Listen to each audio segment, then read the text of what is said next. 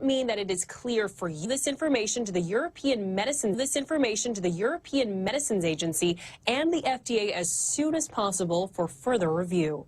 As far as reactions, doctors say that kids could experience sore arms, temporary fevers, or achiness, basically the same side effects felt by many teens and adults. Fox's Alex Hogan. Despite FDA rejection of booster shots for people under the age of 65, the White House says they're still preparing for that to happen eventually. We've seen some recommendations that we felt was a step forward in providing more protection to people across the country, and we'll wait for that process to play out. Our objective and our role is to ensure we have the capacity, the number of shots to provide them to the American people. White House Press Secretary Jen Psaki says President Biden plans to get the booster and will do so publicly. The administration is planning to ease coronavirus restrictions on inbound foreign travelers. Beginning in November, the Biden administration will end the Trump-era COVID bans that limited travel from individual countries like China, Iran, and Brazil. The U.S. will now require all adults flying here from other countries to be fully vaccinated and test negative for COVID-19. Address a meeting of the UN General Assembly on Tuesday. Skeptics say to try and divert world attention away from Afghanistan. America is listening to Fox News.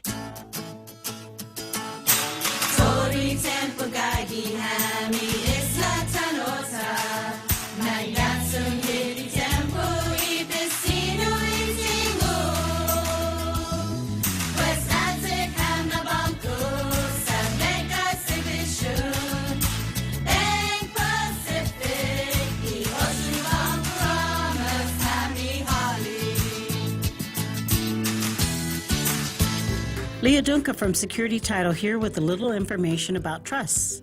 A trust is a legal entity capable of owning property. It can protect property from issues such as lawsuits or divorce and can be used to distribute property and avoid probate. Many trusts start as revocable but become irrevocable when the initial trustees die. Work with your estate planning attorney to see if a trust is a good fit for your family property. Call the professionals at Security Title. We are here to help.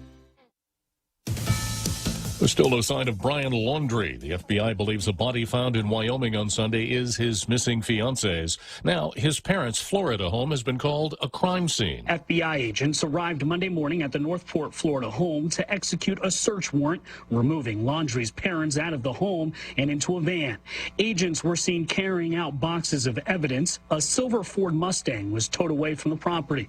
The search warrant reveals FBI investigators found a hard drive inside the van driven by Laundrie and his girlfriend, Gabby Petito, on their cross-country road trip. The Laundrie family attorney canceled a scheduled press conference for Tuesday here in New York. His last-minute decision came after he spoke with the FBI. Fox's Brian Yanis. The autopsy on the body thought to be Gabby Petito's will be conducted on Tuesday. 2 Houston police officers were shot, one of them fatally Monday, as they served an arrest warrant at an apartment building. Other officers shot and killed the 30-year-old suspect, who was wanted on narcotics charges and police say had a lengthy rap sheet. 4 California militia members have pleaded guilty to charges related to the murder of a federal law enforcement officer. The 4 men are members of a group known as the Grizzly Scouts. They admitted to a plan to thwart the investigation into the murder of an officer with the Federal Protective Service and the attempted murder of a second officer, Jesse Rush, Robert Blancas, Simon Ibarra, and Kenny Mix, all trained for potential combat with law enforcement as part of the Boogaloo movement that signaled an uprising against government. Blancas will have a hearing in December. The other 3 will be sentenced next year. Gernal Scott, Fox News. Voters in Canada have given the Liberal Party a victory in the country's parliamentary elections, likely keeping Prime Minister Justin Trudeau in power. I'm Jack Callahan. This is Fox News.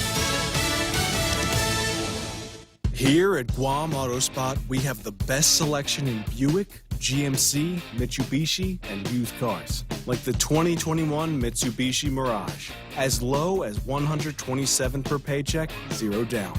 Or this 2021 Buick Encore, as low as $237 per paycheck, 0 down for 72 months. Call 478-AUTO to schedule a test drive or get pre-approved online at GuamAutospot.com. You know, all those amazing photos and there they say, we don't have the authority to get on the property. but you can physically see the trash even from my office. I was kind of saddened to see these agencies not wanting the ability to look at something and find a solution and get the help they need.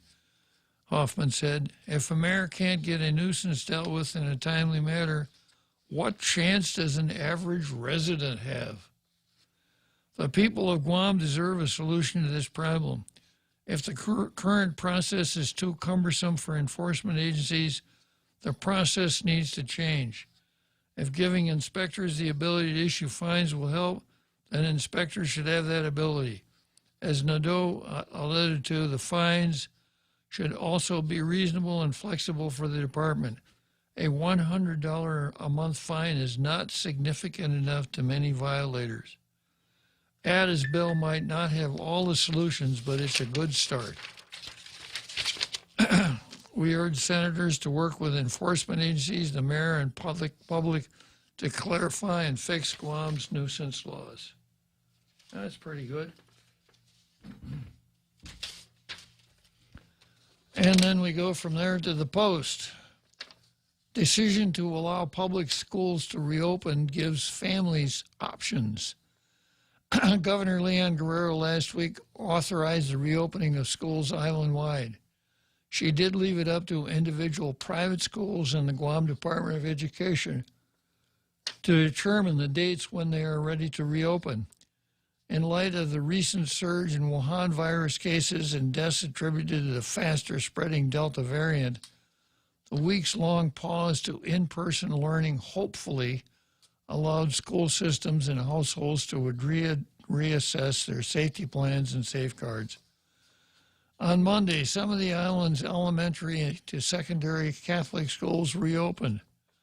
Nursery to kindergarten schools under the Catholic education system reopened as well, as the Department of Education plans are underway to reopen next week. Recognizing that not all families are comfortable sending their students back to school just yet, given that community Wuhan virus cases are still high, GDOE is giving parents some leeway if their students don't show up for in-person learning. It's GDOE's way of offering a middle ground because those who signed up for in-person learning at the beginning of the school year cannot yet be accommodated to shift to online classes once face-to-face learning resumes. At the same time, excessive absenteeism will be tracked. GDOE has a shortage of educators, and the department simply doesn't have the staffing to accommodate a mass exodus from in-person learning to online while keeping the physical classrooms open. When GDOE schools return to in-person instruction next week, Superintendent Fernandez said it will be up to special needs students' individualized education plan team to determine if the student will need additional days. I'm going to quit here. Once again, we've got a news story masqueraded or redressed as an editorial, and it doesn't work. But with respect to the PDN, pretty good editorial, PDN. There you go. I think that's 2 in a row for the Daily News. Congratulations, Daily News. You're on a roll. So from there we go to the cards. And let's see, for the Daily News, this makes number 67, blue stars.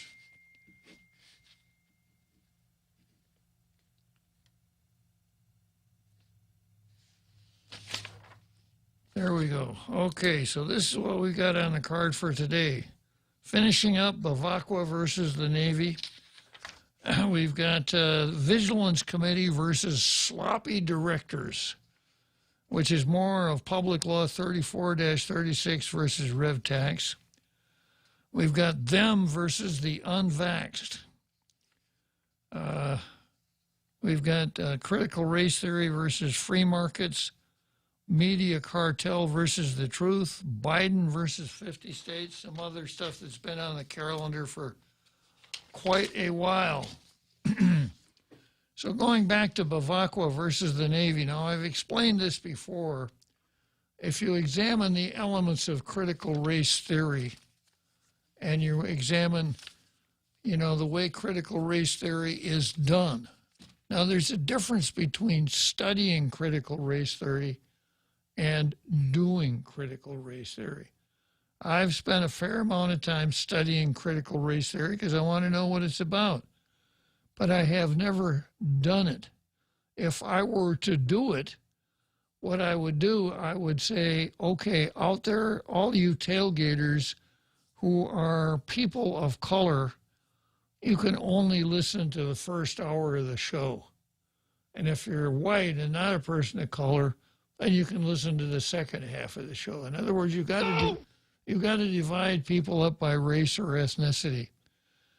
And you have to work really hard to convince, I'd have to work really hard to convince everybody, all you tailgaters, that you can only view the entire world through lenses that are conditioned to see racism at every turn.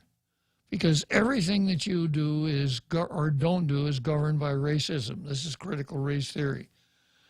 So you start out with some historical events. You try to paint them in a light least favorable to the oppressor, which means white folks. And you lay that out and you pretend that this just happened yesterday and that you judge it by today's manners, morals, and ethics, and if it doesn't pass muster, obviously it's really, really bad, and the people who practice those things are really, really bad, and they have infected our system of government with systemic racism to the point that it cannot be fixed. So reform is a waste of time. What has to happen is that our form of government must be cast aside and replaced by something else. In the States, the something else is Marxism. Here in Guam, I submit that it's independence. It's the same playbook with a very similar result. So Bavacqua does this every week. He goes back for these historical events, dwells on them, paints them in a light most unfavorable to the governing power at the time, the United States, pretends that these things are systemic and cannot be done away with. The only solution is independence. So this is the one I started yesterday. Navy land takings led to Guam Congress walkout. Now, I mentioned yesterday that Bavacqua doesn't do the headlines. The headline is just wrong. Navy land takings that took place in the late 1940s following the end of World War II are something that most of us take for granted nowadays. For some families, especially if they lost land to the military at the time, the memories may still be fresh. They may have boxes filled with documents. The stories of the land taken may be passed on today. But for most people, it's an abstract, easily lost in all the noise around commemorating Liberation Day, which we shouldn't commemorate, obviously, right? But if we want to know what drove Chamorros in the late 1940s to protest the U.S. in a variety of ways, we have to recall the anxiety they felt at the time. At the time, the U.S. had allowed the recreation of the Guam Congress, where Chamorros were allowed to elect their leaders, to sit in session and discuss their interests. The legislative body, as Chamorros at the time noted, was an unlegislative legislative body. It had no real authority. It was simply advisory, as the Navy held all the power on the island. But as far as more and more Chamorros began to feel the stress over having their lands taken for the U.S. war machine. Now, there's a nice loaded phrase to sneak in here that really kind of tells you where Bavacqua was coming from. Lands taken for the U.S. war machine. Even though the war had been over for years by that time, they turned to their elected leaders, the Guam Congress. In December 1948, the Guam Congress discussed these concerns in session. I'll share with you statements of two of the leaders at this to come. No land, no money, no home. Where's our security? Have any secure spot on these 25 square miles? I say no. Now, Bavacqua doesn't give us the context here. This is 1948. So was this at the time that the Guam Congress was discussing a recommendation to the U.S. Congress for an Organic Act and citizenship? If so, then these things take on a little different meaning than if they're just quoted in the abstract, don't they? But we don't get that from Bavacqua. That's what I mean. He takes the historical event and paints it in a light least favorable to the United States. Frank Paris' statements were particularly powerful. Not only did he pretend that economic destitution might await for the people should the Navy get to run things. Now, in 1948, the Navy had been running things for 50 years. Get to run things, which once again suggests that maybe they were talking about, hey, it's time for civil government. It's time for an Organic Act. It's time for citizenship.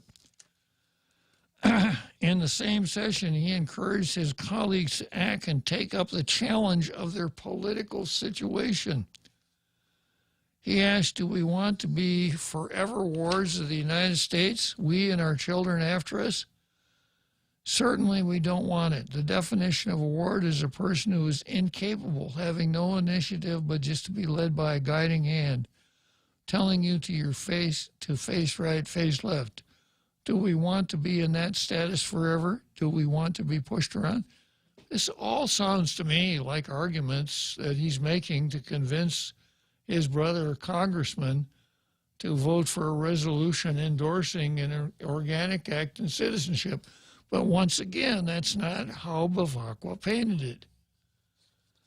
A few months later, the Guam Congress voted to walk out to protest Navy rule and call for the passage of an Organic Act.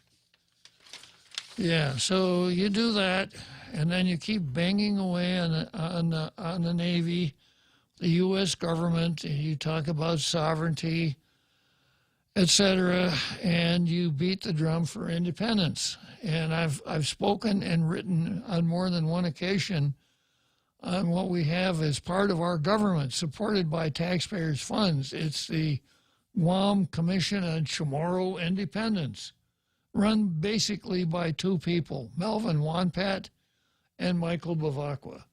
There are 9 others on there, basically for window dressing, including the governor, who apparently has little interest in knowing what's going on in something that operates out of her own office. Okay, next on the card here is the Vigilance Committee versus sloppy directors.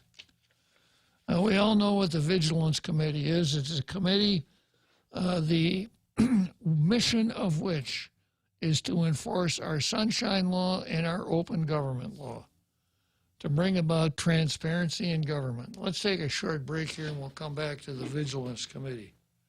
The Extra Point with Jerry Roberts of Guam Training. Hi, I'm Jerry Roberts, and every day on The Ray Gibson Show, I get to comment on the incredibly diverse, fun, challenging, sometimes frustrating, often exciting, but always interesting world of work. I hope you'll be there with us. You can find daily transcripts of The Extra Point at guamtraining.com. Tune in every weekday morning at 7:20 for The Extra Point with Jerry Roberts, brought to you by Guahan Insurance Services and First Hawaiian Bank on 93.3 The Point.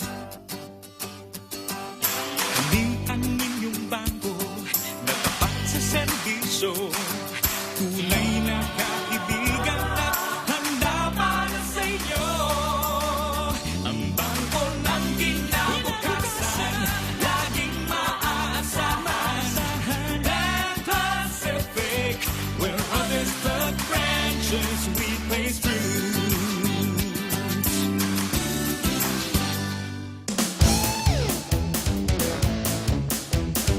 Now, more Tall Tales with Bob Klitzkie. spitting truth like watermelon seeds at a summer picnic. Call now, 888-TALK, 888-8255. Yeah, so the Vigilance Committee, the mission of the Vigilance Committee is to make sure that the government follows the open government law and the Sunshine Law. Lee Weber's the president. He's always firing off Sunshine Law demands to various government agencies to produce various kinds of documents and papers, etc.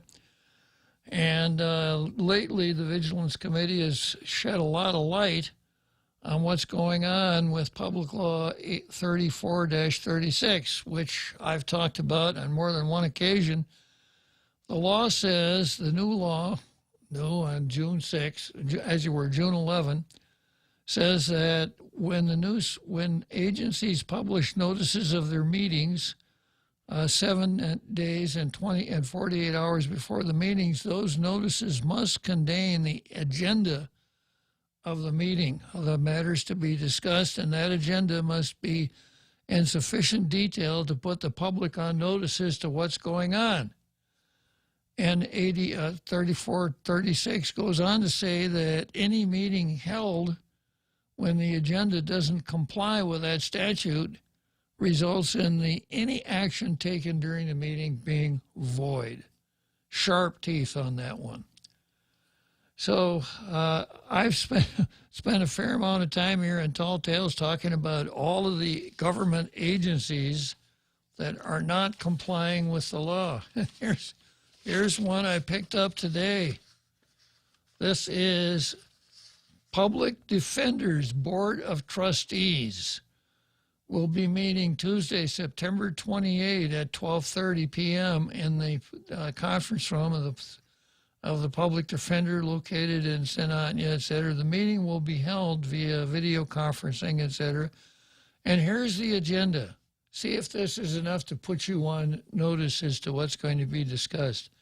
Agenda, call to order, roll call, proof of due notice of meeting, determination of quorum, approval of minutes, old business, new business, executive session, public discussion, adjournment, and next meeting date. Nope. Do you know what they're going to be discussing, Jose? No idea. And that's probably, I usually don't like that phrase, but you're probably right. There's no way you could have any idea, except you can bet they're not going to have an executive session, because if you're going to have an executive session, you must put down the subject to be discussed. So I've talked to a few people, and I think this is what happens. When it's time for the meeting, a clerk, a secretary, someone other than a director pulls out the old boilerplate minutes for the last meeting, copies it, and fires it off. And that's what they use at the meeting. So when it came time to publish it, guess what they published? That's it.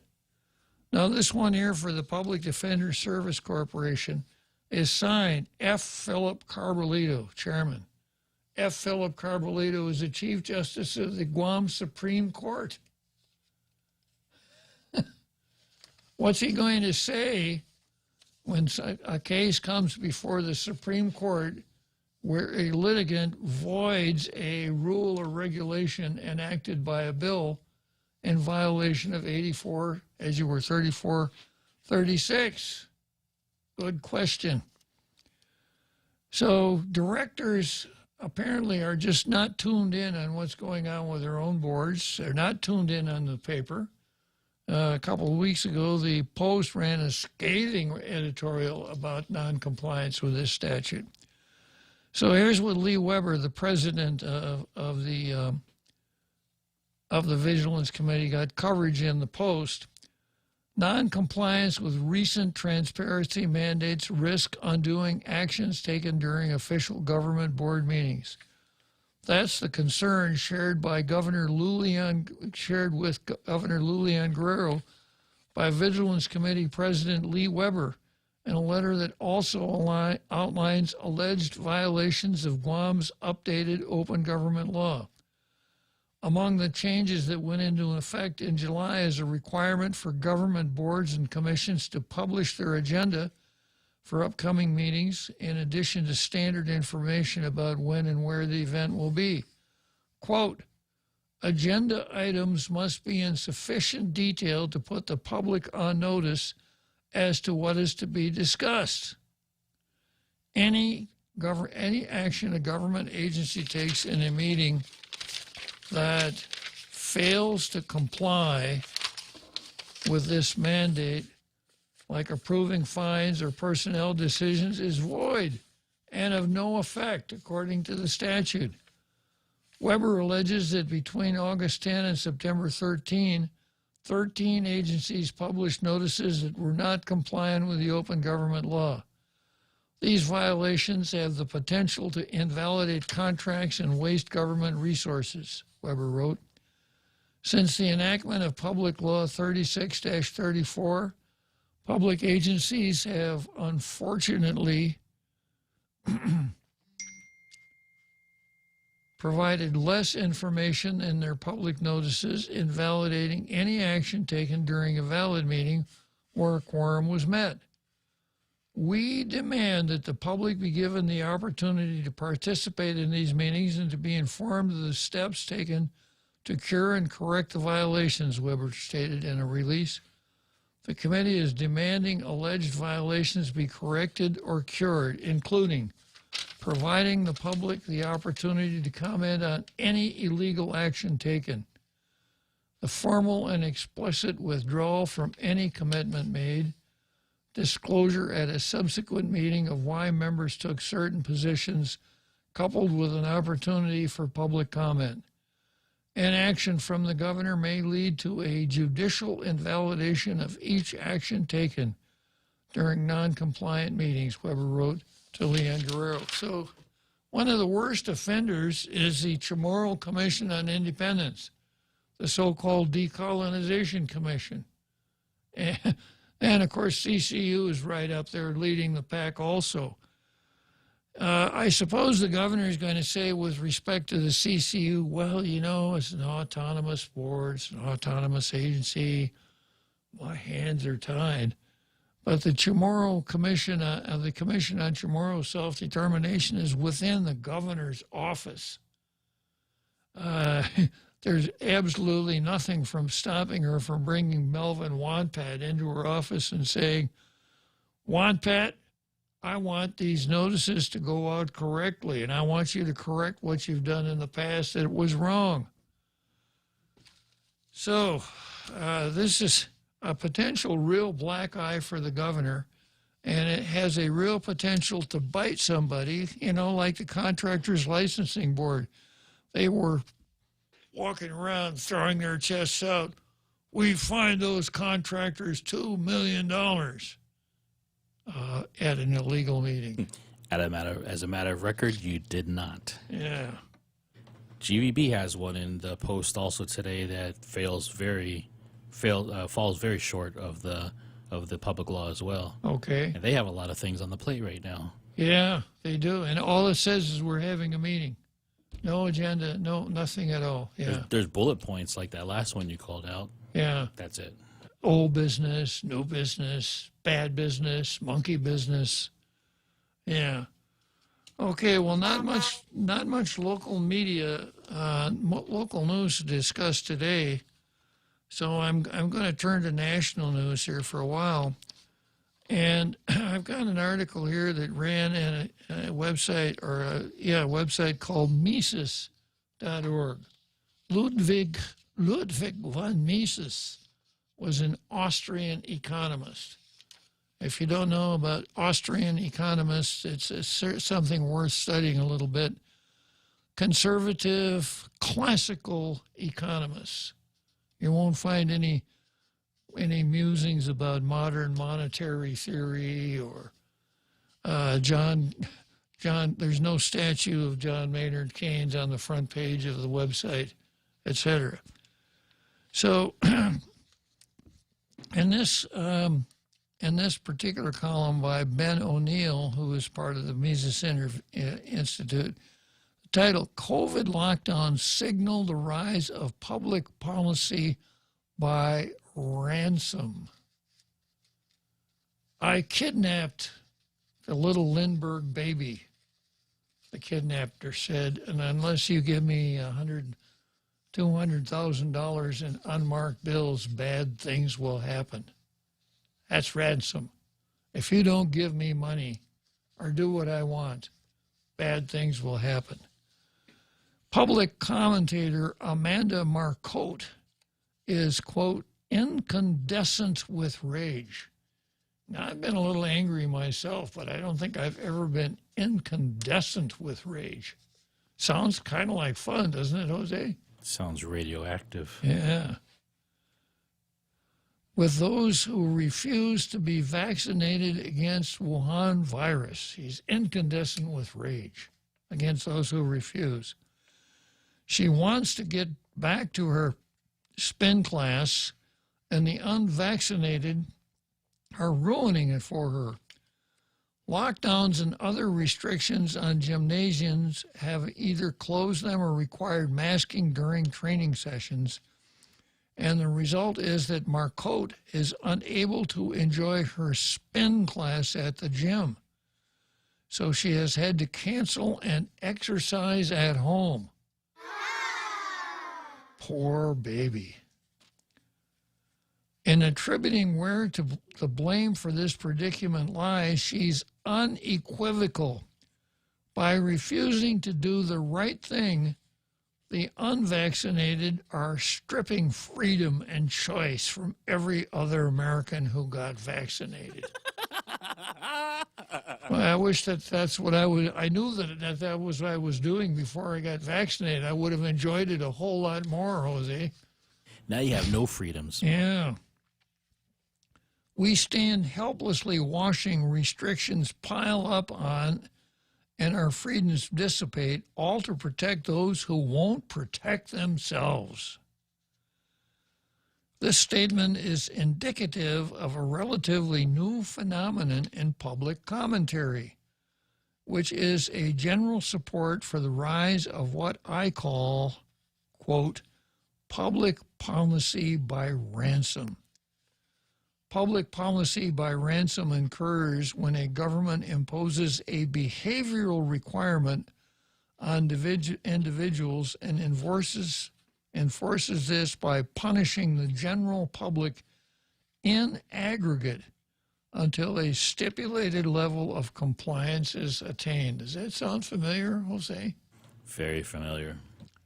The method relies on members of the public and public commentators like Marcotte, who will attribute blame for these negative consequences to recalcitrant students, as you were citizens, who fail to adopt the preferred behaviors of the governing class. As long as you people are going to refuse to get vaccinated, I'm not going to let you into the restaurants. That'll show you. No drinking in bar rooms for you. You want to go to the gym and work out? Sorry, Charlie, if you ain't vaccinated. But, Madam Governor, do I have to be completely vaccinated, and then does there have to be a 15-day period after my second vaccination? I understand that's necessary for the full immunity to kick in. Is that what's necessary, Governor? Oh, no. If you want to go to the restaurant tonight, just get your shot this afternoon. You'll be okay. Yeah.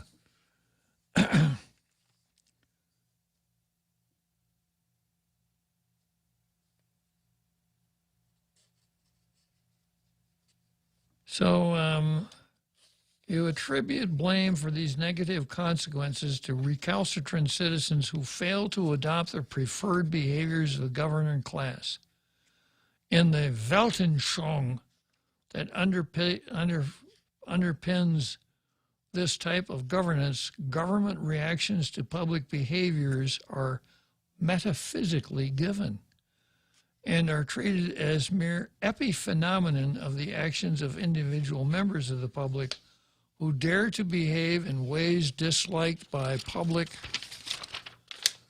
authorities. It's important to note that the phenomenon of public policy by ransom should not be confused with the mere occurrence of bona fide conditional public actions undertaken by government. There is nothing inherently wrong with governments forming their policy conditional on the behavior of the public and changing policies when public behavior changes. Indeed, public policies on pandemics and vaccinations clearly should be informed by public behavior related to these issues. Government must make choices about proposed pandemic restrictions, and these choices should be informed by relevant factors.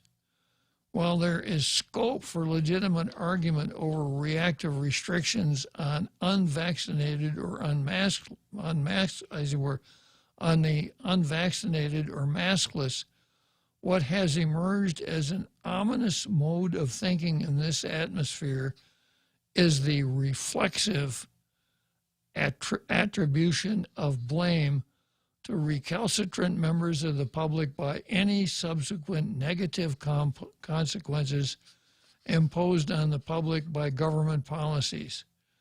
If the government chooses to impose a negative consequence on the public, even conditionally, on the behavior of the public, that consequence is a chosen policy of the government and must be viewed as a policy choice. Kind of thick.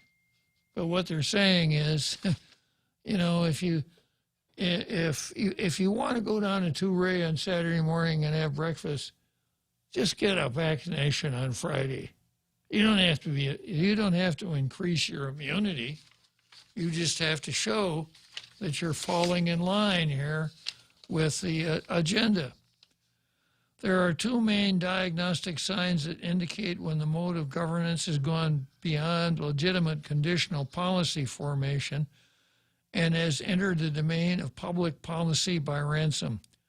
The first sign is when there is evidence that policy formation is motivated by a desire to punish non-compliance with behavior prescriptions for their own sake. You people are not masking up?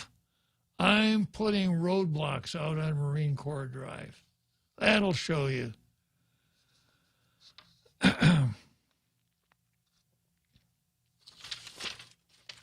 The second sign is when governments and related public commentators encourage the public to view their own policy responses to behaviors as immutable and therefore view individual members of the public as casually responsible for negative impacts from government policies.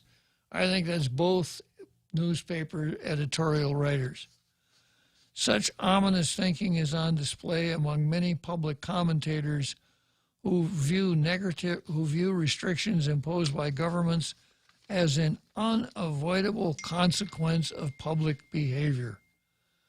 Journalist Celia Wexler claims that Wuhan virus skeptics are ruining the return to normal, and her emotional reaction is somewhat similar to that of Marcotte. She says that, quote, experts recommend using soft skills of listening and emphasizing to persuade holdouts to get vaccinated. But instead, our hearts are hardening.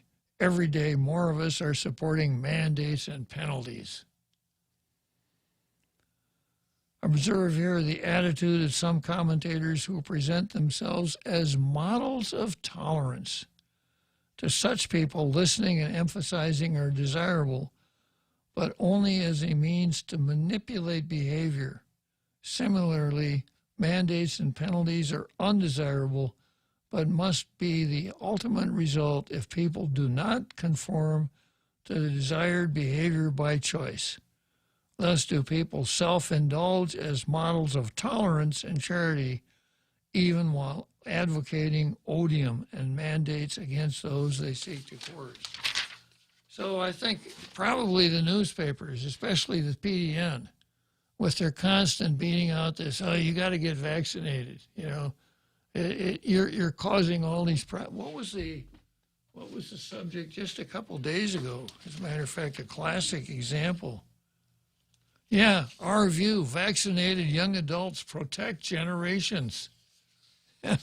The pandemic of the non-vaccinated. Yeah, if you don't care about older folks, then don't get vaccinated. Okay, let's take a short break and we'll come back to media cartel versus the truth. Here at Guam Autospot, we have the best selection in Buick, GMC, Mitsubishi, and used cars, like the 2021 Mitsubishi Mirage, as low as $127 per paycheck, 0 down. Or this 2021 Buick Encore, as low as $237 per paycheck, 0 down for 72 months. Call 478-AUTO to schedule a test drive or get pre-approved online at guamautospot.com. Listen to The Point anytime, anywhere on Odyssey. Odyssey is your new audio home for all the music, news, sports, and podcasts that matter to you. Find your favorite stations like The Point and discover more. Music stations, local and trusted news sources, sports talk and team coverage, plus today's biggest podcasts. Find it all on the Odyssey app. AUDACY.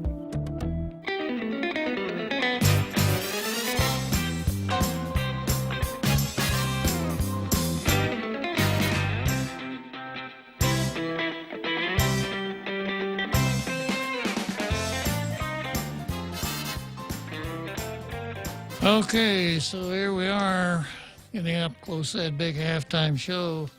And next on the card is from news from a website called The Federalist, which is really good reading.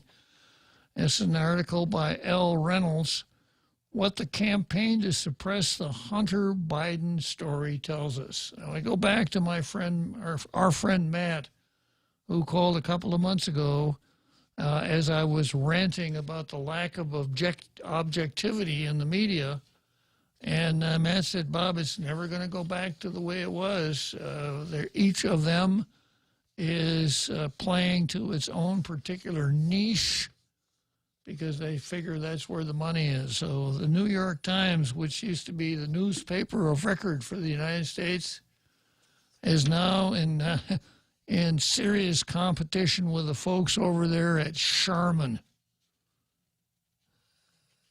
Don't squeeze. Okay. What the campaign to suppress the Hunter Biden story tells us. The Federalist publisher Ben Domenech was joined by Miranda Devine, a New York Post columnist and Fox News contributor on the Ben Domenech podcast to talk about the corporate media won't cover lessons, what the corporate media won't cover lessons since 9/11, and her new book, Laptop from Hell, Hunter Biden, Big Tech, and the Dirty Secrets the President Tried to Hide. What sets apart American media in this current moment from the rest of the world and the attitude of the media is the attitude of the media towards these partisan debates that we're going through and toward other fellow media members. Domenech asked, I always had thought of the American mode of journalism as being more protected against pressures to be partisan and to lie and to push propaganda, Devine said, but it turned out to be more exquisitely vulnerable. Outlets like the New York Times and the Washington Post are still capable of solid journalism at moments, she added, but they have so sullied the idea of objectivity that they are now routinely publishing propaganda that services one side of politics. The Biden administration, furthermore, is demonizing their opponents while bemoaning a lack of national unity, Domenech noted. Meanwhile, corporate media outlets have forsaken their old practice of sticking up for journalists of other political views simply for the sake of their profession's integrity, with the treatment of the New York Post's Hunter Biden laptop revelations being a prime example. I remember when we covered it on Tall Tales. First came the New York Post story. Silence from the Times. Until 5 days later, they wrote an article. They really got into Hunter Biden's laptop, right? Wrong. They were very critical of the Post article. The information about Joe Biden from Hunter Biden's laptop should have disqualified him from office, Devine said, and yet the story was actively suppressed. It was a collusion of big tech, Facebook and Twitter, the New York Times, CNN, Political. All these august journalistic organizations decided to go mom on it. The suppression campaign, which is all you can call it, got a big assist from the former intelligence community, Devine added. 50 former spooks, she said, all signed an open letter to say this had all the hallmarks of a Russian disinformation operation, and that was a complete lie. Do you believe that ultimately we will learn the truth about the various deals that have been done involving Hunter Biden, the amount of money that was sloshed through into the Biden family coffers? Dominic asked Devine, or is this a situation where even when we do learn it, the power of the media cathedral to spin this narrative the way they want is going to mean that most Americans remain unfamiliar with it? Hunter's antics you can only see as part of Joe Biden's, Devine said. Joe used his son as the bag man for the family. This is not a story about Hunter Biden addict. This is a story about Joe Biden and his 50 years of corruption in the state of Delaware, which he then globalized when he became vice president. Dominic and Devine also reflected on terrorist attacks of 9/11 and lessons learned since then. The feeling of camaraderie and unity was incredible, Devine remembered. It was like wartime. Since then, however, 20 years of war has really profoundly demoralized Americans because you had successive administrations that didn't know why they were sending soldiers over there. She added, ultimately, now we're trying to grapple with all those years of wasted effort, which was brought to an unholy collusion by the worst person possible in Joe Biden. Well, the American spirit, which was on play after 9/11, is what's kept everything going and kept us safe, Devine said. Unfortunately, there is malign influence now inside this country, which is weakening it from within, and it's coming from the left. Republicans should realize that the left never misses an opportunity to capitalize on misfortune, she added, and should stop expecting Democrats to work with them in a bipartisan way. I'm hoping the red piling that's happening with the Biden presidency will wake up, the red pilling that's happening with the Biden presidency will wake up a lot of people. Let's hope. We've got the low information voters out there that sometimes get as far as a headline and that's it. Okay, we got just a couple more minutes here to to the big halftime show. And next item on the calendar, once again, we got Joe Biden. Joe Biden versus 50 states. Now, you've heard me rant and rave about why I don't like to use the term federal government on this program. And the reason I don't like to use the term federal government is because we ain't got one. We had a federal government once in a while. Certainly before the Civil War, we had one.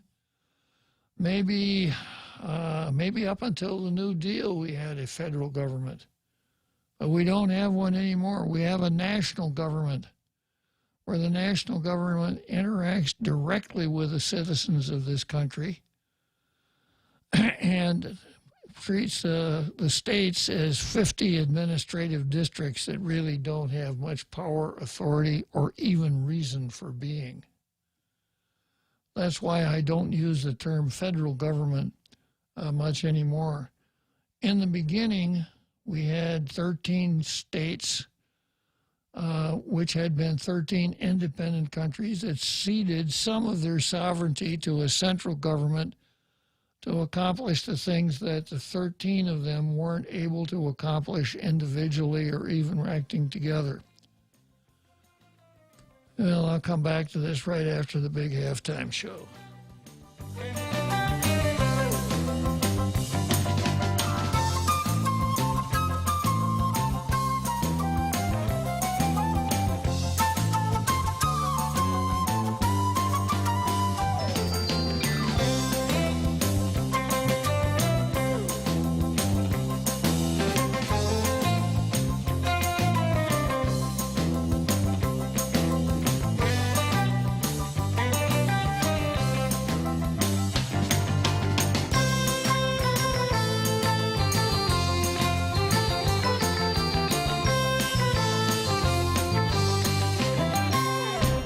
The Point is KUSG, Hagåtña, Guam, 93.3 FM and 104.3 HD3. World leaders gather at the UN. I'm Jack Callahan, Fox News, including President Biden, who met with Secretary General Guterres last night and spoke of the responsibility that UN members carry. Every UN member state likewise has an obligation to uphold those fundamental commitments and that we've all made. And normally the task is already ahead for each one of us, and it's real. The president will address the UN General Assembly later this morning about the pandemic, about climate change, and human rights abuses. Coincidentally, the Taliban has announced its list of government ministers, new deputy government ministers, that is, in Afghanistan. There's not a woman among them. The president's approval rating is down, at least in part over the way the withdrawal from Afghanistan was handled. It's been more than a month, and Americans alongside translators and other Afghan allies who partnered with the United States are still stuck in that country. Our recent Fox News poll shows just 36% approve of the president's handling of Afghanistan, 60% disapprove. His overall approval rating around 50%. That's down 3% from August and 6% for June. Fox's David Spud. Thousands of people are still massed at the U.S. southern border hoping to gain entry to the country. Homeland Security Secretary Alejandro Mayorkas. It is tragic to see families, vulnerable individuals who've been deceived by treacherous and exploitative smuggling organizations. It is tragic, and it is heartbreaking. Speaking Monday in Del Rio, Texas, the secretary again urged would-be illegal immigrants not to come to the U.S. Twitter will pay more than $809 million to settle a class action lawsuit brought by investors who said the company misled them years ago about how much its user base was growing that resulted in an inflated share price. Spokesperson for the government says there's been a failed coup attempt in Sudan, and suspects have been arrested. America is listening to Fox News. Contact Express Financial for all your financial needs. Express Financial is consumer lending at its very best. They also have a host of dealer service programs with quick approvals. There are 3 ways to apply. Over the phone at 637-9834. You may visit their office in person at 600 Harmon Loop Road across the street from Costules. Or you can also visit their webpage and apply at myexpressfinancial.com. In most cases, you'll get your money the same day. Here at Guam Auto Spot, we have the best selection in Buick, GMC, Mitsubishi, and used cars. Like the 2021 Mitsubishi Mirage, as low as $127 per paycheck, 0 down. Or this 2021 Buick Encore, as low as $237 per paycheck, 0 down for 72 months. Call 478-AUTO to schedule a test drive or get pre-approved online at guamautospot.com. Final confirmed results are not in yet, but Canada's Prime Minister Justin Trudeau is claiming victory in that country's parliamentary elections. You are sending us back to work with a clear mandate to get Canada through this pandemic and to the brighter days ahead. And my friends, that's exactly what we are ready to do. Trudeau had called for the elections 2 years ahead of schedule, believing Canadians wouldn't want to change the government in the midst of the pandemic. Congressional Democrats are tying an increase of the nation's debt limits to a bill to fund government operations going forward. Congressional Democrats want to avoid a plunge in the markets tied to a government shutdown and a collision with the debt ceiling. House Speaker Nancy Pelosi and the Senate Majority Leader Chuck Schumer announced they will link government funding to a suspension of the debt limit until December of 2022. But the Senate Minority Leader Mitch McConnell is balking. He says Democrats control the entire government and the GOP won't assist. Pelosi and Schumer say, quote, a reckless Republican-forced default could plunge the country into a recession. It takes 60 votes to overcome a Senate filibuster. That's why GOP votes are necessary. Fox's Chad Pergamon reports from the Capitol that a House vote on the bill could come as early as today. Senate Democrats also said to be weighing fresh alternatives after the Senate's parliamentarian ruled they cannot attach a bill granting amnesty to millions of illegal immigrants to the $3.5 trillion spending bill they plan to pass as a budget reconciliation measure. A federal appeals court today will consider whether the state of Missouri can implement a sweeping law aimed at limiting abortion. The law, adopted in 2019, would ban abortion at or around the 8th week of pregnancy. It would also prohibit the procedure based on a Down syndrome diagnosis. A federal court injunction is currently prohibiting the state from enforcing the provisions of the new abortion restriction. I'm Jack Callahan. This is Fox News. Always here to help you. This island is our home. Through the years, we've been a friend to the neighbors we have known. Now we're banking on the future. Services to choose. Bank Pacific, where others put branches, we place roots.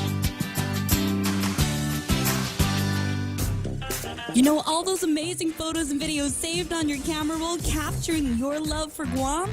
We want to see it.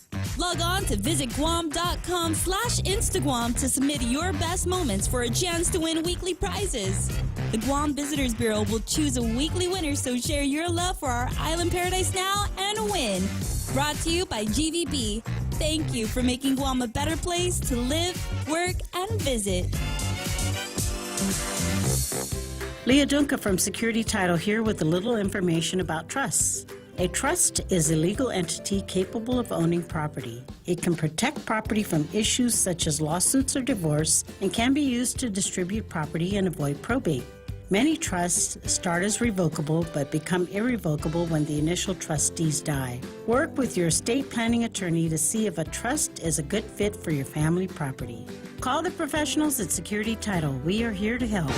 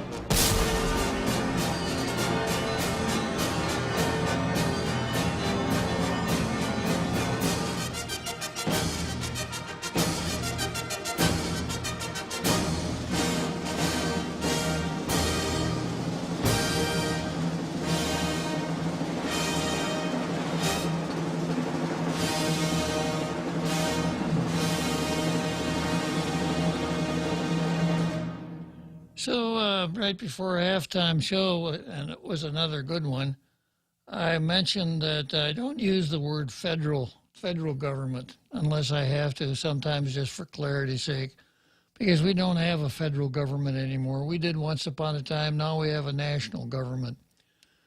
We we have a constitution that at Article 1, Section 8 tells you what the federal government has the power to do. It's the Congress shall have the power to lay and collect taxes, duties, imposts, and excises to pay the debts and provide for the common defense and general welfare of the United States, but all duties, imposts, and excises shall be uniform throughout the United States. but not in the territories. We all know that from studying Downs versus Bidwell, right? And the United States can borrow money. Congress can borrow money, can regulate commerce within the several states, Indian tribes, foreign nations, a rule of naturalization, coin money, regulate the value thereof, provide for the punishment of counterfeiting securities and current coin in the United States, establish post office and post roads, etc. There are 16 things here that the Congress can do, 16 powers granted to Congress. And the scheme is that in order for Congress to legislate, it must be able to articulate the fact that the bill that it's passing arises under one of those 16 categories. Now, in the beginning, the only category where the Congress actually enacted laws that where the central government came in contact with the people was the post office, because the Constitution says that the Congress. Let's see here. Yeah, the 7th paragraph of Article 1, Section 8, to establish post offices and post roads. So that was the only place that the federal government enacted with the people. Other than that, the federal government enacted with the states. And it was the states where government of people took place.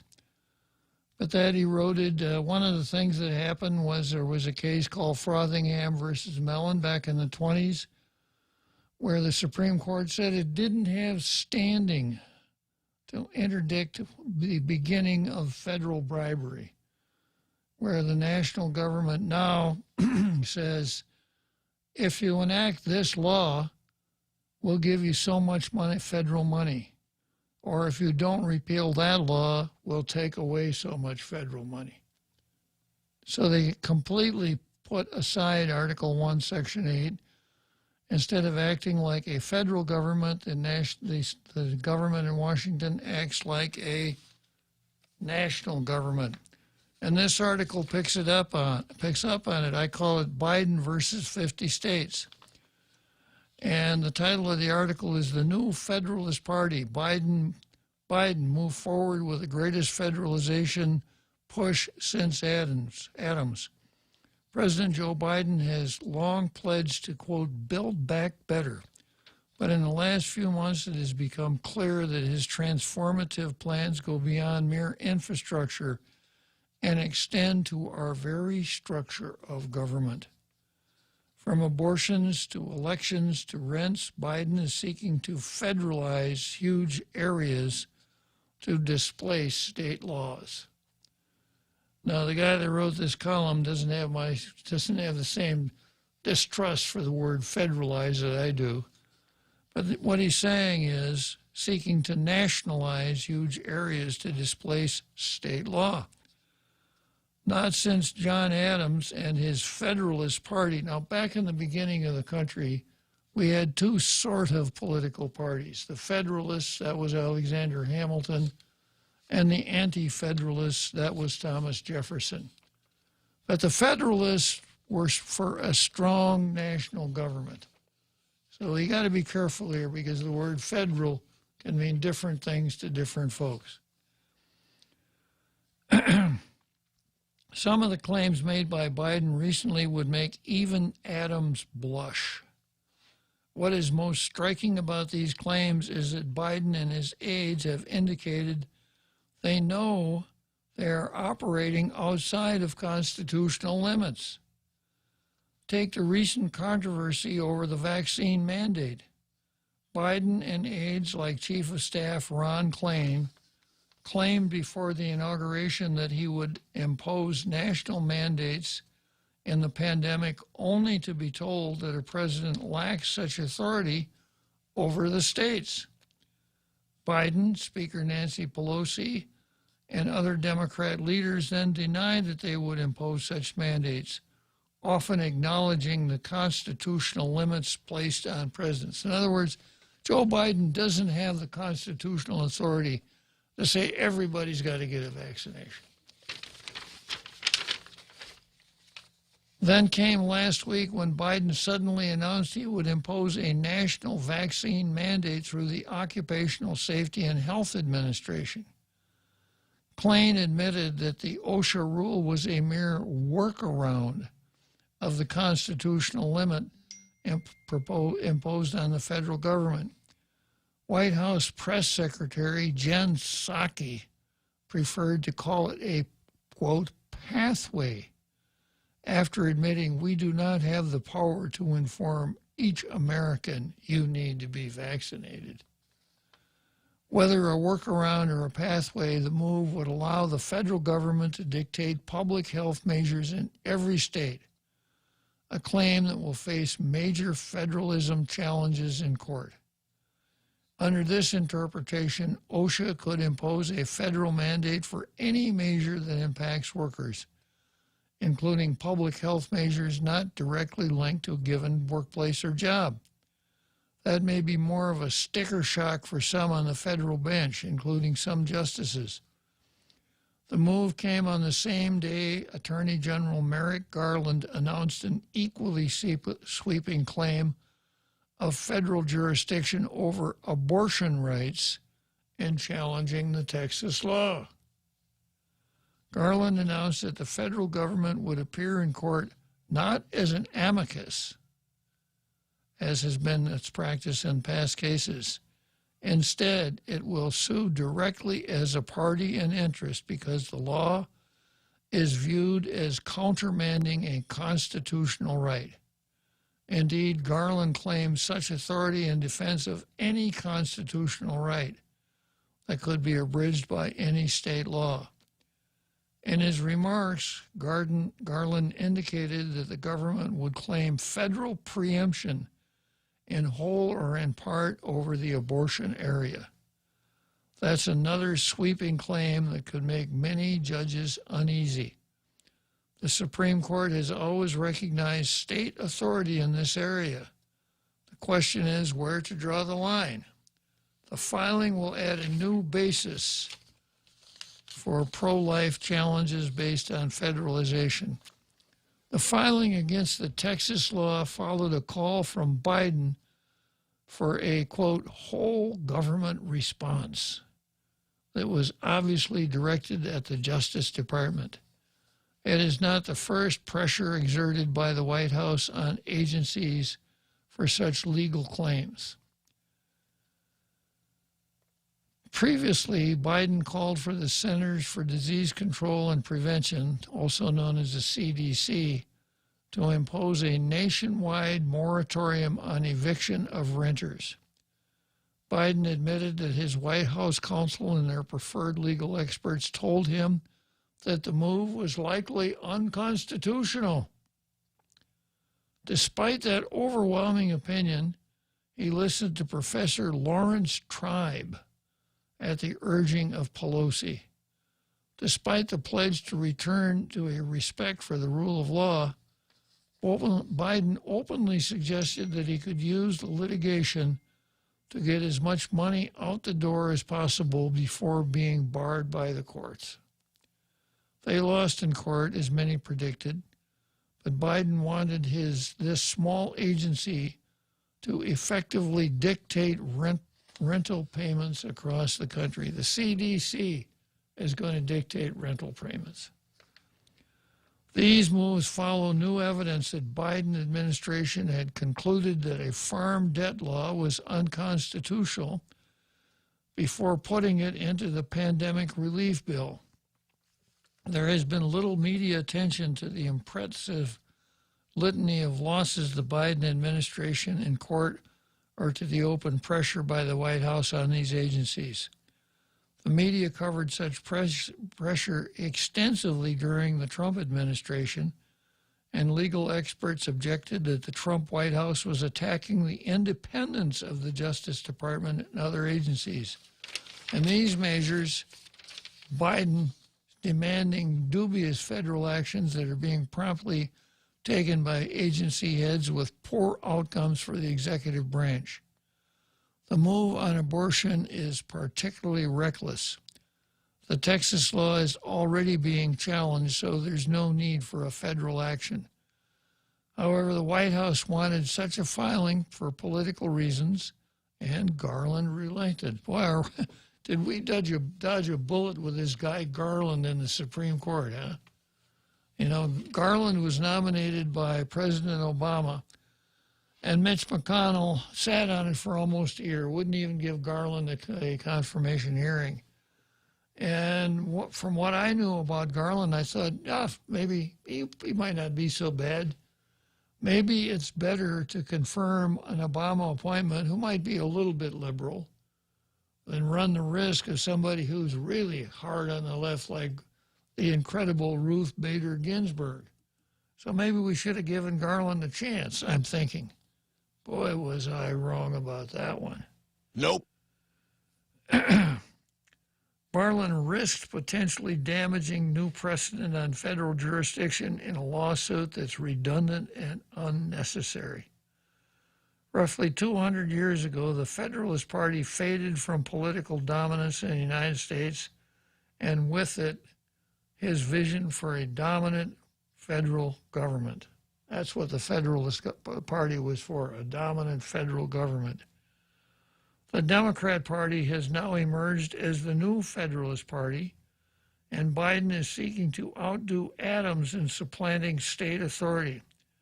It's not an act of building back as much as an act of breaking down a system designed to protect liberty by preventing the concentration of authority in our government. The question now is whether this workaround, the Constitution, will actually work with the courts. And I sure hope not, because one of the underlying theories in the Constitution is that it's a bad mistake to give too much power to anybody. That's why we have three branches of government. No branch can basically do everything by itself. The power is divided amongst the three.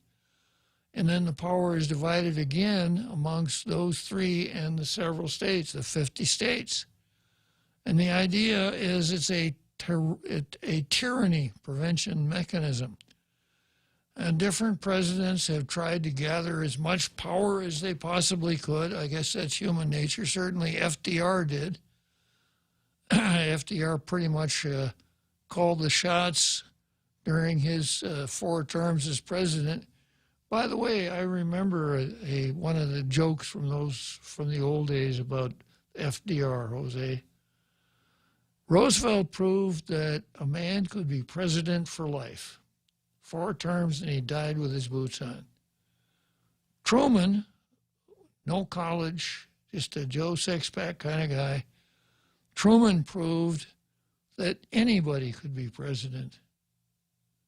Eisenhower, a really laid-back, nonchalant, good guy, proved that we don't even need a president. That's what Democrats were saying back in the early 50s, Jose. Yeah. I only know Jimmy Carter jokes. That's how old I am. That's all you really need is Jimmy Carter was a joke.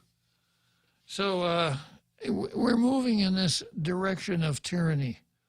We see the efforts to make the government more and more national and less federal.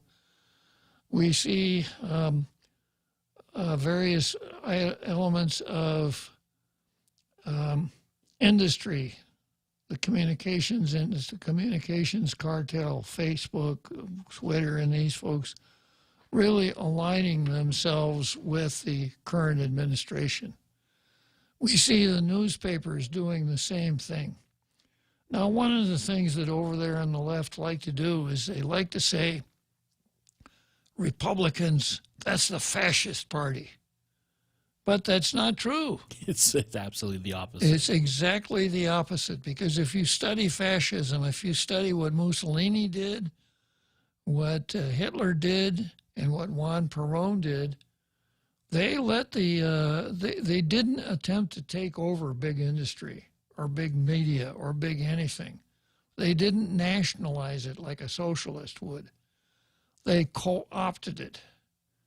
And they, with various negative and positive pressures, they got big industry and big media to do their bidding for them. The newspapers were way, way in favor of Hitler. Look at the headlines from those times. You know, hero returns to hometown, Vienna, right?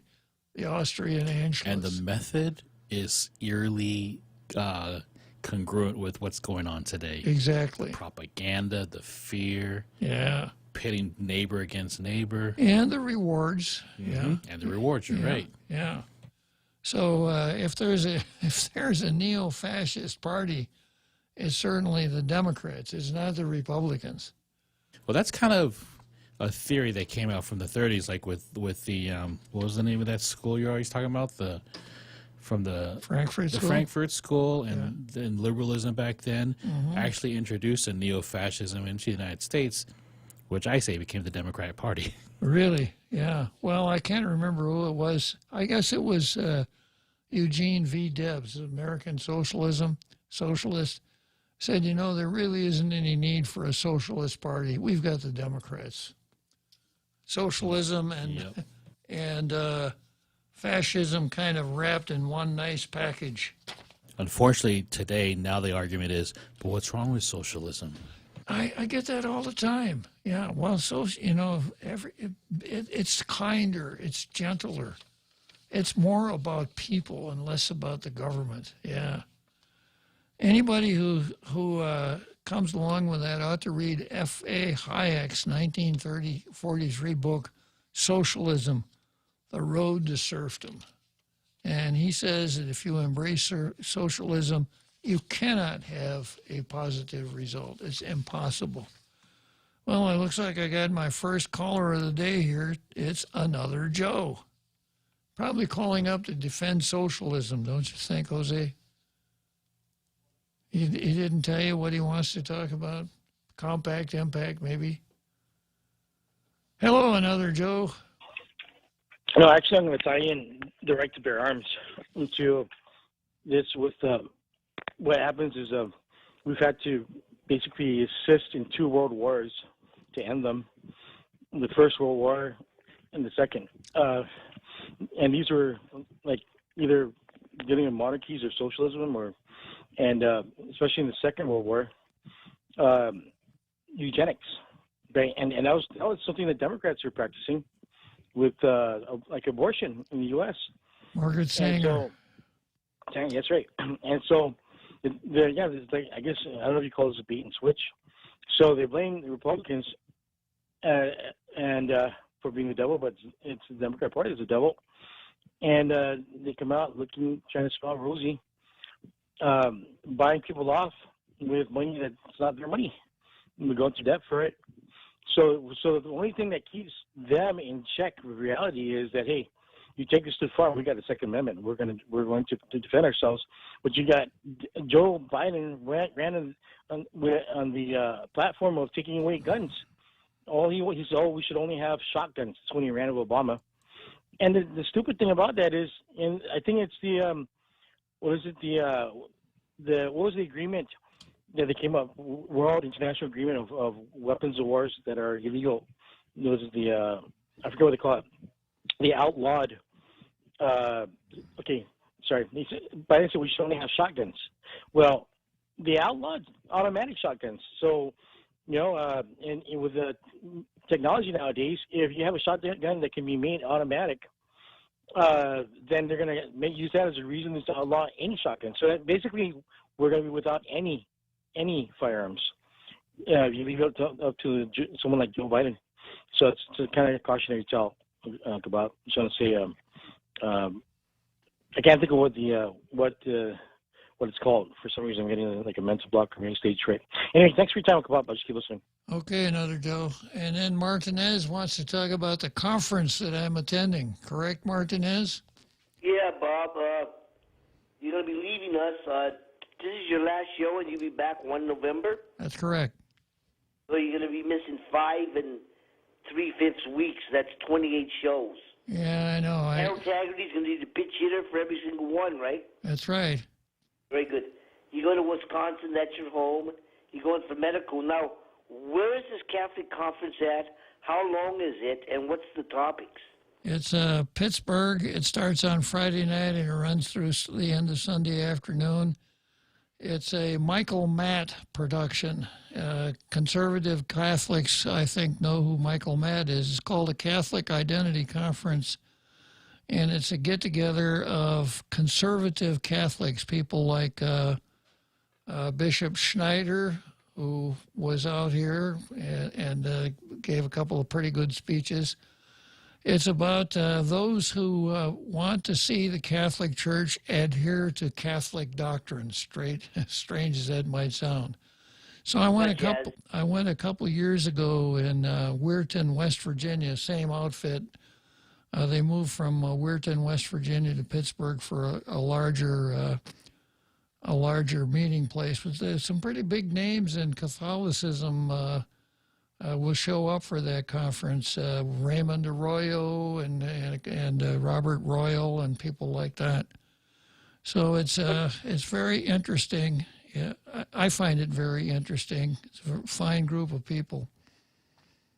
What kind of Catholic doctrines? Can you give one or two examples?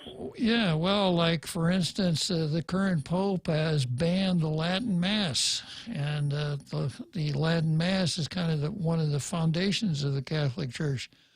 The current Pope has been really so soft on abortion.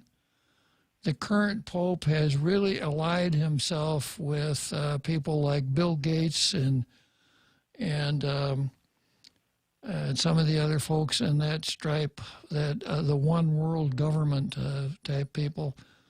He has embraced the whole Pachamama phenomenon, which is a form of paganism. You know, it just goes on and on and on and on. Would you be discussing something like, should Joe Biden get communion? I hope so. Okay. Are they, how many people do they expect, and do they expect at least one person from every state? I can only guess at how many we had last time around. We probably 800 or 900. And okay, now one last thing. You're a strong Catholic. Yeah. I know you've been critical of your former colleague, Tina Rose Munya Barnes, but we all hope you're praying for her like we're all praying for Tina Hose, what she's gone through. It's bad enough that she has an immediate family member at the hospital for a while. Just want to mention that. Thank you, Senator. All right, Jose Martinez. Wow. Yeah. That's funny. Yeah, it is. No, it's not funny that Senator is in the hospital. It's funny that Martinez would lay that on you. Yeah. Exactly. You better be a good Catholic. Yeah, right. Okay, so let's head for Wrigley Field, and when we come back for Wrigley Field, I think we'll be finding Frenchie. The Extra Point with Jerry Roberts of Guam Training. Hi, I'm Jerry Roberts, and every day on The Ray Gibson Show, I get to comment on the incredibly diverse, fun, challenging, sometimes frustrating, often exciting, but always interesting world of work. I hope you'll be there with us. You can find daily transcripts of The Extra Point at GuamTraining.com. Tune in every weekday morning at 7:20 for The Extra Point with Jerry Roberts, brought to you by Guahan Insurance Services and First Hawaiian Bank on 93.3 The Point. When's the last time you looked at your homeowner's insurance? We buy a homeowner's policy and never give it another thought until something happens. Life brings changes, and our coverage needs can change. The smart thing to do is get the answers and level up our insurance to make sure we're totally protected. That's the Insurance Extra Point. Get out there and make something good happen today by calling Guahan Insurance Services at 475-1162 or visit us at the Camacho Landmark Center in Tamuning.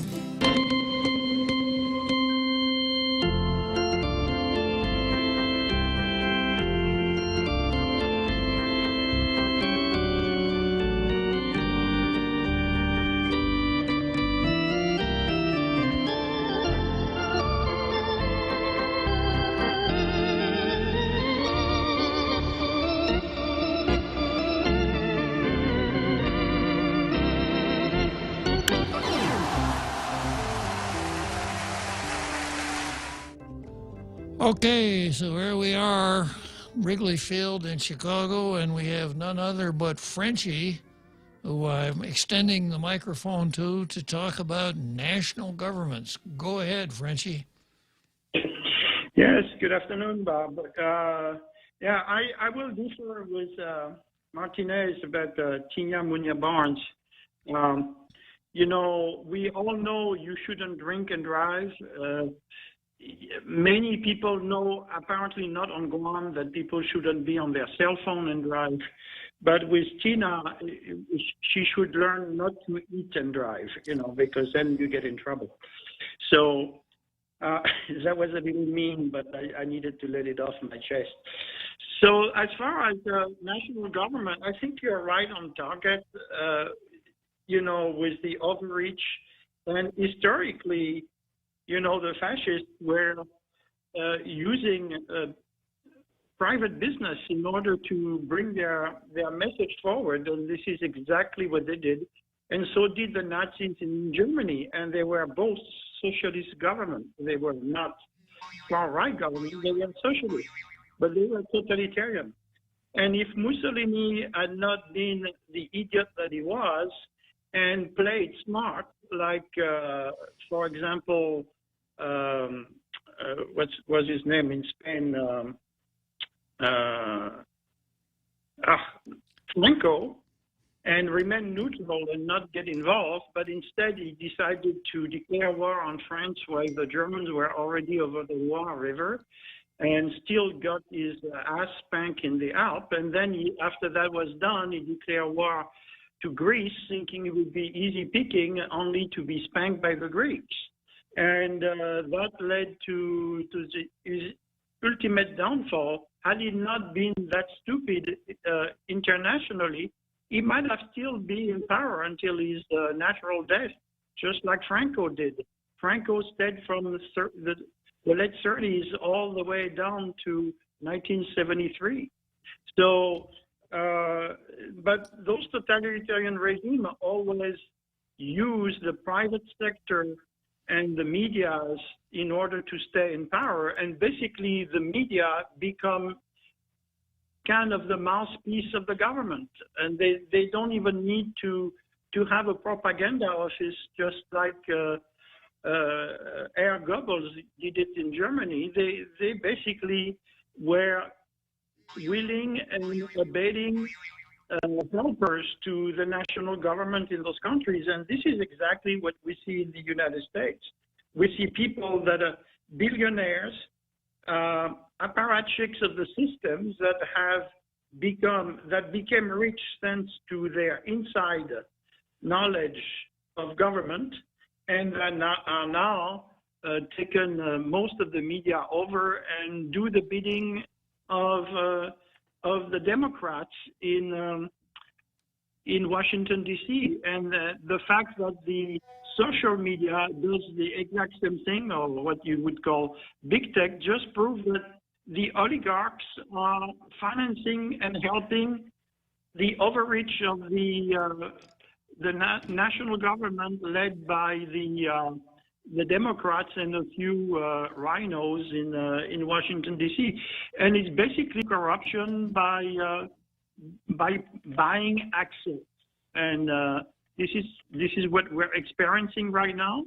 And the opportunity of the virus gave them was an excuse to overreach their power by fiat, by like the governor does it here, by decrees and that change every other week, and that have no rhyme or reason, and that we can see are not based on science at all.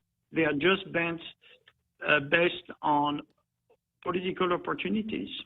So I'm glad you will go and fight the Catholic deep state on the East Coast this week, and I hope that some people are really going to start waking up about what's really happening in the national government. So that was my piece.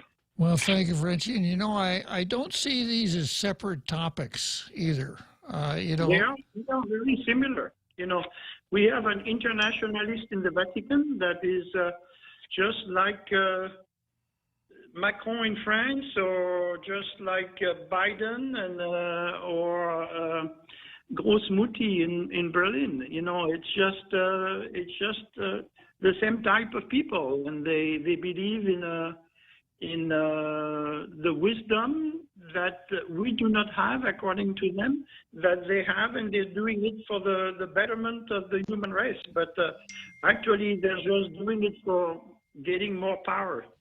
And, you know, if you want to see more about that in the church, you can go back to the Obama administration attack on the Vatican Bank, which led to Benedict's resignation.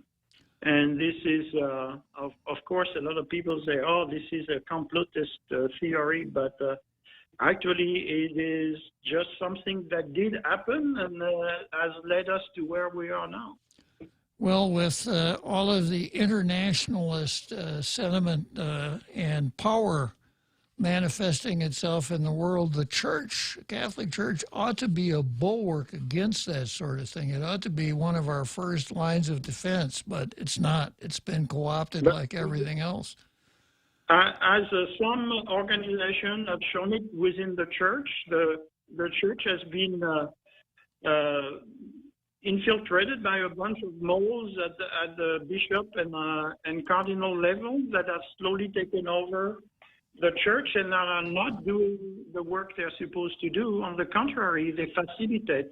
And if you look at it, the rampant sexual scandals go back to what was happening in the seminaries back in the 60s and 70s. And it has been a Trojan horse inside the church. When you see the power that Cardinal McCarrick, or ex-Cardinal McCarrick, used to have, and he was the power maker within the American church to decide who was going to become a bishop or a cardinal. And this is exactly what Aperon was waiting for, because that's what they were putting in front of his nose, that he would get his little red hat if he kept being a good boy. And no matter how bad he was as a sexual predator and as an administrator, it didn't matter, because he belonged to that club, that boys' club within the Bishops' Conference in the United States.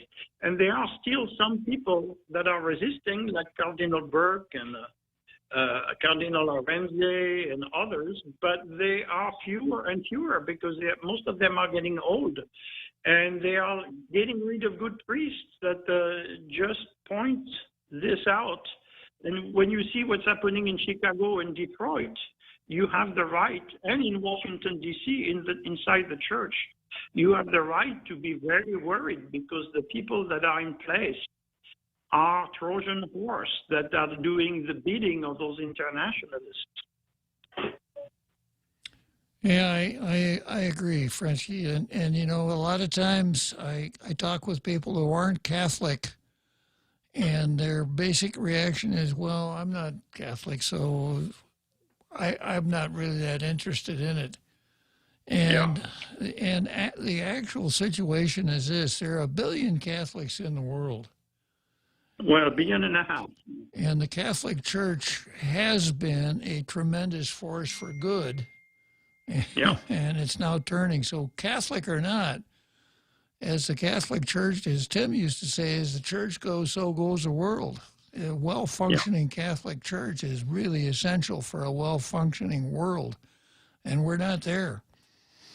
No, and this is not new. You know, if you have to go back to Leon XII and Pius XI at the beginning of the end of the 19th and beginning of the 20th century, you already saw in some churches in Europe, including France, that Freemasonry was really moving forward and trying to infiltrate the church. Actually, if you know your church history, you will see that Pius XI had excommunicated most of the Jesuits at the time, and look at who is in power right now. You know. Yeah. The people that have promoted social justice and everything, and they are forgetting what they are supposed to do, which is what Christ told them to do, and they are not doing it. They are playing politics, and this is very dangerous. And look how they, after World War II, how the Anglo-Saxon media propaganda against Pius XII was, and then now we show basically saying he was an anti-Semite and everything, which is not true, because all the studies that have come up ever since have shown that actually Pius XII did protect Jews in Italy and all over Europe.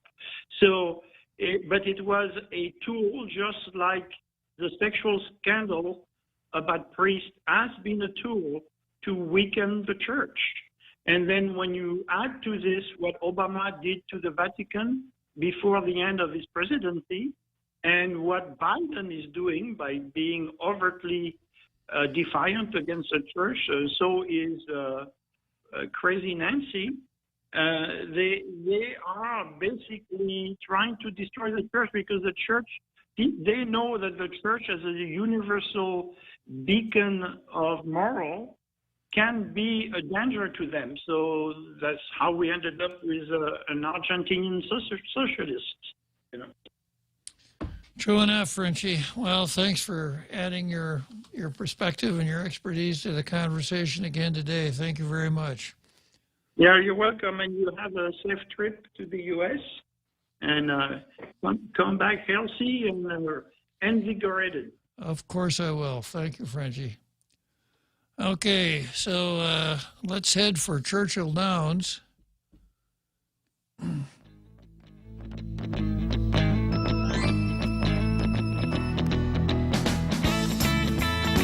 Here at Guam Auto Spot, we have the best selection in Buick, GMC, Mitsubishi, and used cars, like the 2021 Mitsubishi Mirage, as low as $127 per paycheck, 0 down. Or this 2021 Buick Encore, as low as $237 per paycheck, 0 down for 72 months. Call 478-AUTO to schedule a test drive or get pre-approved online at GuamAutospot.com. You know all those amazing photos and videos saved on your camera roll capturing your love for Guam? We want to see it. Log on to visitguam.com/Instagram to submit your best moments for a chance to win weekly prizes. The Guam Visitors Bureau will choose a weekly winner, so share your love for our island paradise now and win. Brought to you by GVB. Thank you for making Guam a better place to live, work, and visit.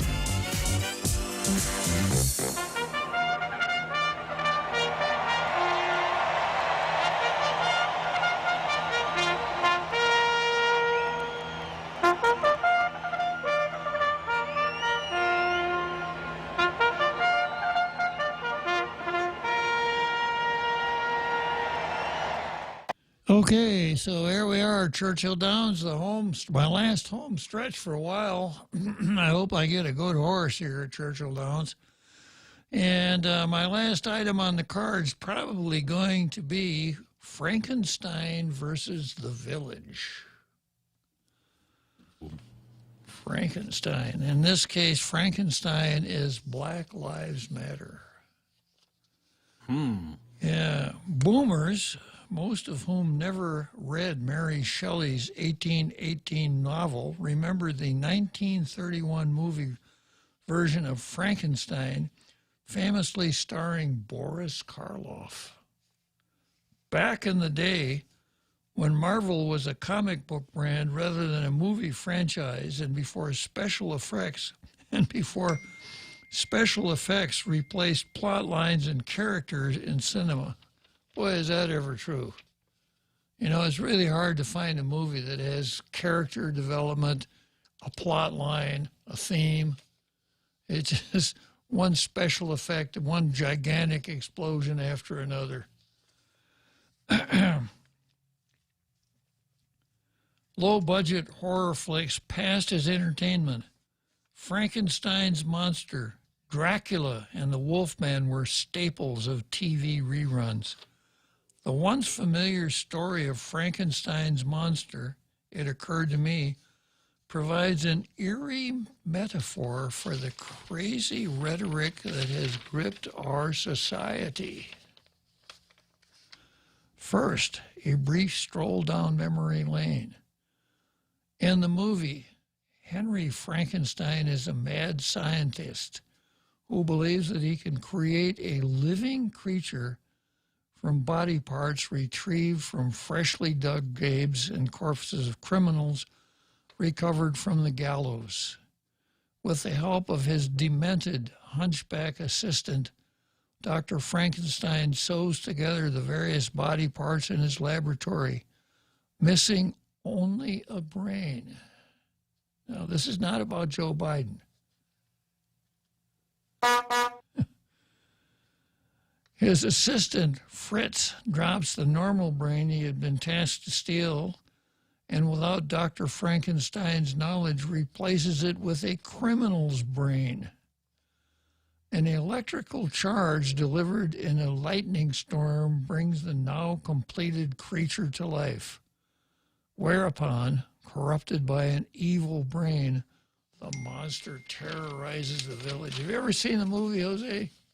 I've seen clips of it. Yeah, that's the scene in Dr. Torches and pitchforks. Well, the scene in Dr. Frankenstein's laboratory, the monster had 2 electrodes sticking out of the side of his neck. And the doctor would hook these alligator clamps to those 2. And then he had some kind of an antenna so that when the lightning struck the antenna, it projected into those electrodes. And one of the more famous lines in movies occurred as the monster stirred, and the doctor said, "It's alive! It's alive!" Yeah. The metaphor is this: the component parts of what we collectively call wokeness, consisting of intersectionality, identity politics, critical race theory, diversity, inclusion, equity, social justice, anti-racism, etc., are the cadavers of radicalism that died in the 1960s and 70s. Before getting adorned with new pseudo-academic and Orwellian labels, the same underlying ideas animated the unsuccessful movements of radical feminism, black power, black separatism, reverse discrimination, Marxism, and revolutionary ideology espoused by domestic terrorist groups such as Weather Underground, the Black Panthers, the Black Liberation Army, and other failed insurgents. These groups didn't fail for lack of effort.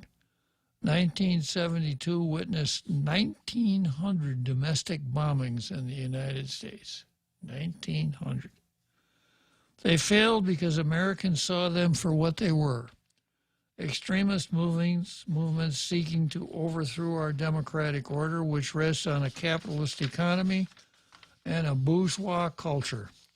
We bury these subversive groups and their radical rhetoric because they were violent, dangerous, and an existential threat to our national values.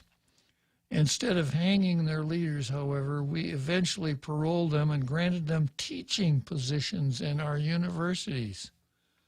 There, like Dr. Frankenstein, they reassembled the body parts into a monstrous new creature, woke ideology, with various labels and euphemistic slogans. But don't be fooled. It's the same warmed-over rhetoric, revolutionary rhetoric that was launched and was rejected decades ago. This gruesome experiment took place not in Dr. Frankenstein's laboratory, but in American colleges and universities. The Mad Scientist was a group of postmodern intellectuals and Marxist-Leninist activists wishing to breathe new life into a moribund revolutionary movement.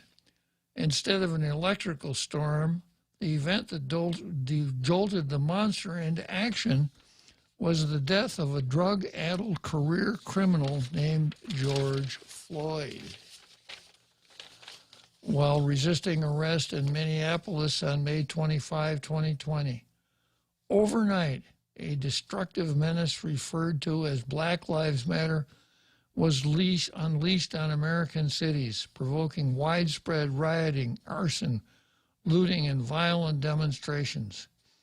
In the movie Frankenstein, the carnage was relatively short-lived. The monster managed to kill Dr. Frankenstein's assistant and a couple of other people before being trapped in a burning windmill. The villagers managed to kill the beast before it did any further damage. In the U.S., the beast continues to rampage a year and a half later with no end in sight. I prefer the 1931 movie ending. Alas, in 2021, many of the villagers are on the monster's side. It's unclear whether the monster will prevail. That's a good article, especially for movie buffs. Okay, let's see. I've got Senator Chris Duenas and Mark wanting to shepherd me down, Mark Cruz wanting to shepherd me down the home stretch here. So let's go, Senator Chris Duenas. Of a day, Your Honor, Honorable Marine, my favorite talk show host and senator. Normally, of course, us tailgaters will be bemoaning a 72 or 78-hour hiatus from Tall Tales, and now we're going to do it 5 weeks. But I know Daryl will do really well. But I just wanted to call and wish you well. Safe travels. We'll be saying prayers for you.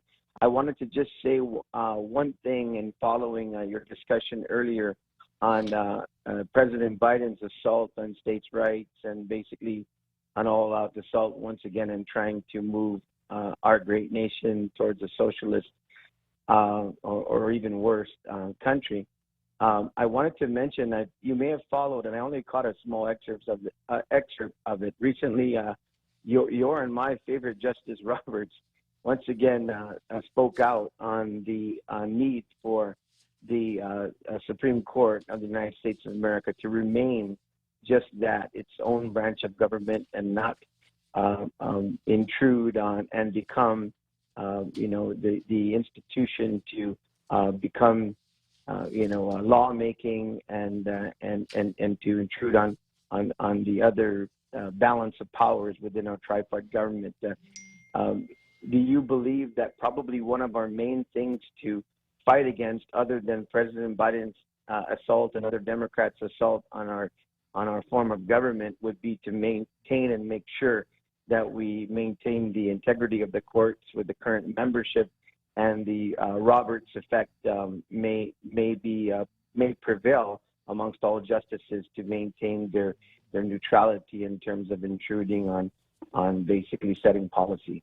Yeah, I've spoken about that before, and there's a word that comes to play here, critarchy, government by judges. And we've had too much of that in the history of our country, where judges make law instead of deferring to the popular branches, the legislature and the president. And I think we have to be ever vigilant about that, Chris.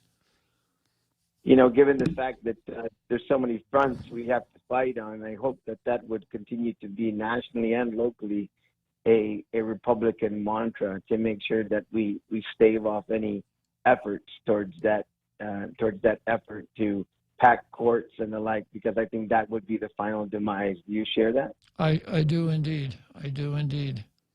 I'm more concerned with who makes the decision and how the decision is made than the actual roll call of decisions. I've used the anal sphincter and warm tummy test before, but when the court reaches a result that I like and they don't do it properly, or they intrude on the legislature, it doesn't make me happy. Sure. I just think that the integrity of that membership, though, and the balance of power, the way we vote, is so important, because I think and I think that's why conservatives and liberals over the years have held to making sure that membership maintained at the justices the way it is simply because that axe grinding against itself, and presidents maybe being even elected based on who they would appoint as justices is so critical.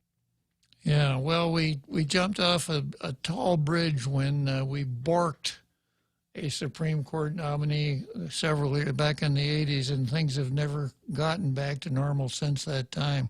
It's unfortunate. God bless us for having Justice Roberts still. I'm going to continue to pray for him as I pray for you. Safe travels, my friend. Okay, good talking to you, Chris. So long. And Mark, I guess you're going to get the last word in today. Hey, just have a safe trip, Bob. And I don't know if Jose shared that with you, but they were talking about the Minnesota Supreme Court going to overturn Derek Chauvin's murder conviction because they interpreted the lower court interpreted it wrong. I'm not surprised. I made that same prophecy myself that they got the law wrong. Well, that's good news. Yep. All right. Talk to you later. Have a good trip. See you when you get back. Okay. So long, Mark.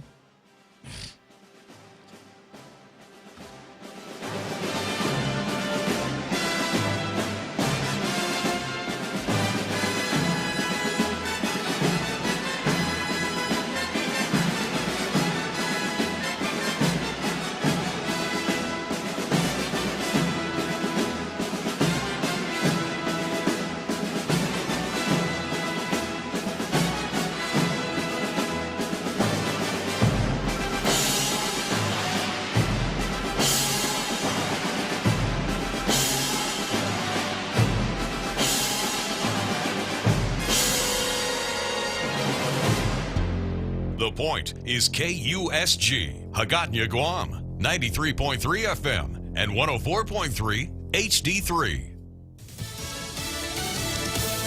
Speaking on the world stage, I'm Jack Callahan, Fox News. President Biden will today address the UN General Assembly after meeting with the UN Secretary General last night. In a brief glimpse of his early discussion with Antonio Guterres, President Biden spoke about the United Nations mission over many decades, that given the state of the world is still very relevant today. Equitable prosperity, peace, and security for everyone. And this is as valuable and necessary today as it was 76 years ago. President Biden planned to address those security challenges as well as global issues with the Secretary General ahead of the president's address before the General Assembly. Fox's Gernal Scott. Thousands of people hoping to gain entry to the U.S. are camped out under a bridge on the border at Del Rio, Texas. Congressman Tony Gonzalez telling Fox News Primetime. Del Rio has become a beacon, a magnet, if you will, for these cartel caravans. And it's not going to stop. It's only the beginning of it. Homeland Security has begun repatriation flights sending some illegal immigrants back to Haiti. But Rodney Scott, the former chief of the U.S. Border Patrol, has written Senate leadership to warn them that his former agency is losing its ability to police the U.S. southern border.